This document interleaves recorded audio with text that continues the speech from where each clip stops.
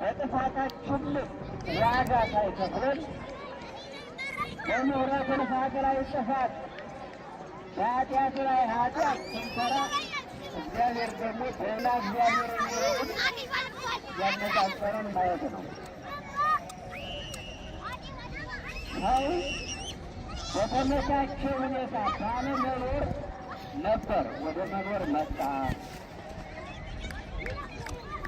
ባለማወቅ ውስጥ ነበር፣ ባለመታወቅ ውስጥም ነበር።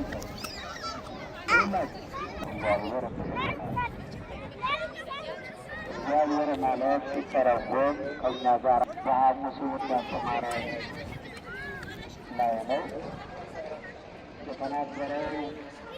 እግዚአብሔር በለጠ ነገር አድርጓል አላደረገም የሚለው በራሱ ጥያቄ ሲሆንበትም እግዚአብሔር ግን የሌለው ማንኛውም አካል የለም። አማኝም ይሁን የማያምን ቢሆን እግዚአብሔር ፈጥሮታል። እግዚአብሔር እስከፈጠረው ድረስ እግዚአብሔር አለ።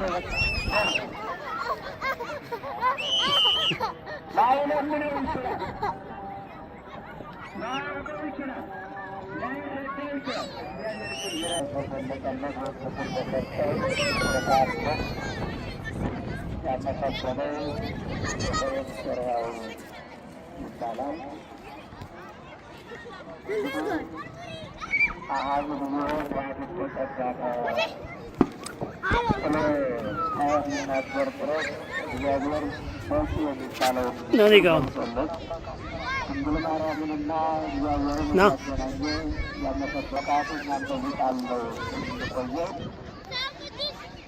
እርቦታ ከሥጋችን ሥጋ ከነፍስ ነፍስ ነፍሶ ከእኛ የተለየበት ከእኛ የራቀበት ከእኛ የራቀበት ጊዜ የለም አይኖርም። እዩ የሆነው ይህ ግን እግዚአብሔር ከሰማይ ጀምሮ ና ይውላችሁ ናዩ አሁን ሰው እግዚአብሔር ሰማያዊና ዘላለማዊ ነው። በቃ ና ና ና በሥጋ ጊዜያዊ በነፍስ ያው ዘላለማዊ ነው። ያ ማለት ሰው የሚሞት አካል አለው፣ የማይሞትም ሕይወት አለው ማለት ነው።